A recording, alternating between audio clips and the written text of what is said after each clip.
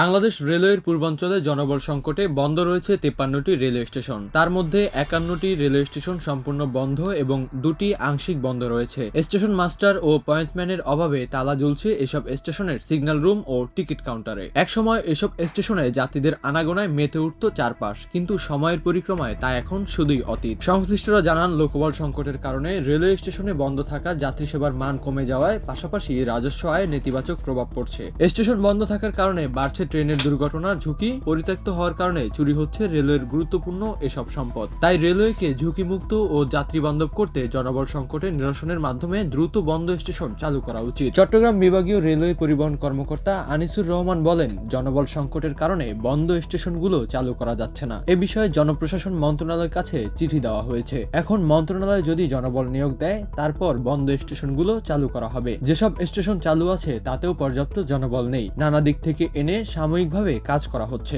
Railway সূত্র জানায়, বন্ধ স্টেশনের মধ্যে ঢাকা বিভাগে রয়েছে 32টি, সম্পূর্ণ বন্ধ ও আংশিক বন্ধ রয়েছে 2টি। সম্পূর্ণ বন্ধ থাকা স্টেশনগুলো হলো আরতগঞ্জ, শ্রীনিধি, ঘোড়াশাল, আমিরগঞ্জ, কালিকাপ্রসাদ, নীলগঞ্জ, সোহাগী, বিয়ারা, ইটাখোলা, লস্করপুর, টিলাগাঁও, ভাটেরা বাজার, আফজালাবাদ, খাজাঞ্চিগাঁও, ছাতক বাজার, শাহাজি বাজার, ইজ্জতপুর, সাতখামাইর, উমেদনগর, বেগুনবাড়ি, মোশারফগঞ্জ, জামালপুর কোর্ট, ধলা, দুরমুট, বাউসী, শহীদনগর, বারুইপটল, হেমননগর, বাহাদুরবাগ ঘাট, পূর্বধলা, ঠাকুরকোনা, নান্দাইল রোড এবং ঈশ্বরগঞ্জ। আংশিক বন্ধ রয়েছে ফতুল্লা ও কেন্দুয়া বাজার স্টেশন। চট্টগ্রাম বিভাগের মধ্যে সম্পূর্ণ বন্ধ রয়েছে 19টি, তার মধ্যে বারবকুণ্ড, বারুইয়াঢালা, মিরসরাই, মস্তাননগর, মুহুরীগঞ্জ, কালীদহ, শশদী, নাওটি, আলীশহর, ময়নামতি, ঝাউতলা, সরকারঘাট, কাঞ্চননগর, ধলঘাট, দৌলতগঞ্জ, খিলা, বজরা, শাহাতলী এবং চিশতি রোড।